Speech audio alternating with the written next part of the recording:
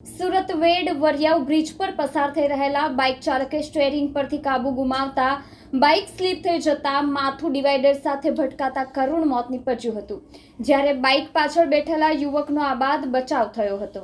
વેડ Variyav bridge પર સવારે અકસ્માતની ઘટના બની હતી। બ્રિજ પરથી પસાર થઈ રહેલા બાઇક ચાલકે સ્ટીયરિંગ પરથી કાબુ ગુમાવી દેતા બાઇક સ્લીપ થઈ જતા માથું ડિવાઈડર સાથે ભટકાતા ઘટના સ્થળે જ કરુણ મોત થયું હતું, જ્યારે બાઇક પાછળ બેઠેલા યુવકનો આબાદ બચાવ થયો હતો। 19 વર્ષીય રાકેશ રઘુનાથ ભીલને માથામાં ગંભીર ઈજા થતા તેનું ઘટના સ્થળે જ મોત નીપજ્યું હતું। રાકેશ હેલ્મેટ ના પહેર્યું હતું। જો હેલ્મેટ પહેર્યું હોત તો તેનો જીવ બચી જતે, જે ચર્ચાઓ લોકો કરી રહ્યા છે। રાકેશ ગઈકાલે જ તેના વતન નર્મદાથી સુરત આવ્યો હતો। રાકેશ સહજાનંદ ગીર શાળામાં દૂધ ડિલિવરીનું કામ કરતો હતો। ઘટનાને પગલે સિંગણપુર પોલીસે વધુ તપાસ હાથ ધરી છે। વિશાલ શું થયું હતું? આ ગાડી 30-40 ની સ્પીડમાં હતી અને એને ચક્કર અચાનક આવી ગયા। શી ખબર કે ગાડી ભટકાડી જાય। કોણ હતું, શું નામ હતું એનું? એનું નામ રાકેશ। ક્યાંથી આવ્યા હતા?